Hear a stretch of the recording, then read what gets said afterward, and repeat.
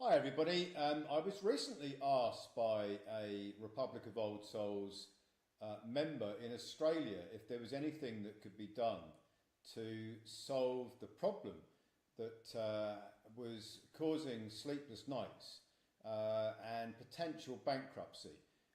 This individual member has received a tax bill of over 4.4 million Australian dollars. And has no ability to fund it.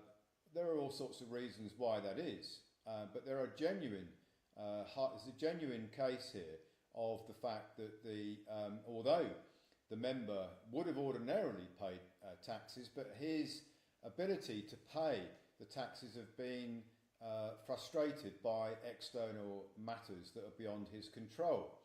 Now, the situation is pretty serious because what the Australian tax authorities do is that if you don't pay the taxes that they say are due, what they do is they put out a negative credit rating on the citizens' credit rating score, and that will then lead to bank accounts being closed. So not only can you not pay the tax, but then you don't have the ability to run a bank account. So it's nearly impossible to even go and create revenues that could pay the tax bill, because you have great difficulty in running a bank account because your credit rating has been destroyed by a notice that goes out from the Australian tax authorities, and all the banks pick that notice up and then close your account. So you're in a pincer movement of not being able to pay the tax if you're in this situation, and then not being able to go and generate revenues that could pay the tax. So I'll let you judge how fair that is, but that to me is a very difficult situation to be in. So I, some years ago, was studying the definition of income. Is there actually a definition of income in any tax manual anywhere in the world? And it was intriguing to me that there was no actual definition of what income means. Now, if there is no definition of income, how can there be a tax based on income? Because if there's no definition, there can be no taxes. So I referred back to my research that I'd done some years ago into this subject. I'd stored it away, but never really done anything with it. So anyway, I've come up with the Australian tax protocol on the basis of the art of legal warfare.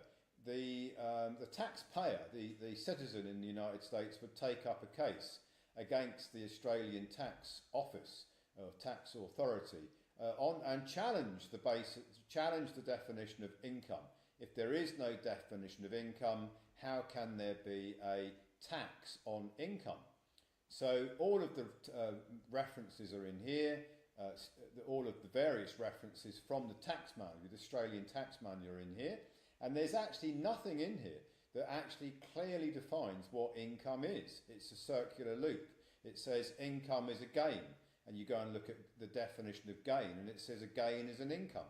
It goes round and round and round in circles, and there's no actual definition of what income really is.